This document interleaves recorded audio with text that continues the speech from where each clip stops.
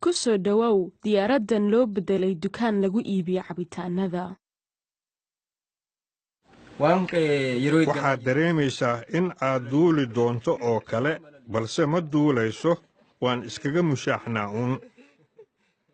kani waa kursiga kabtanka kanna waa kursigii caawiyihiisa markay arkeen kadib ayay u yimaadeen inay iskaga nastaan waa qaybta dadka muhiimka ah. diyaaradan waxaa iska tuurtay shirkadda Ethiopian Airline waxaa la xaraashay 3 sano ka hor balse waa ay adkeyd in loo soo wareejiyo magaaladan.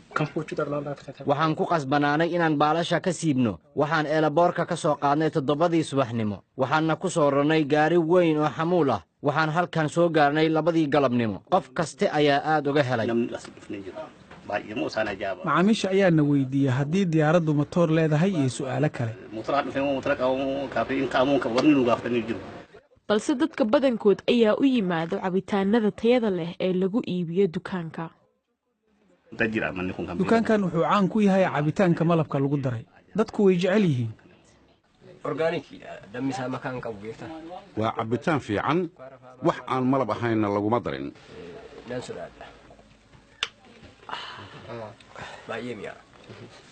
maqaayada kale waan tagaa balse tan ayaa aad uga duwan.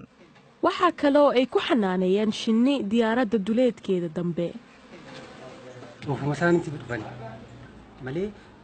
shinnida ma aanan u keenin shaqo la'aan waan u baahannahay malabkooda ayaan isticmaalaynaa.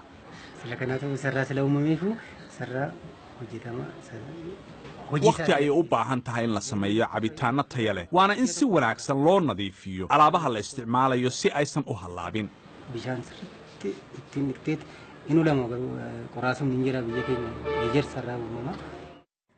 dukaankan cabitaanada ayaa ku yaalo magaalada Buraayo oo ku taala gobolka Oromiya ee dalka Itoobiya waxa uuna ku caan baxay qabashada xafladaha dhalashada iyo kuwa aroosyadaba.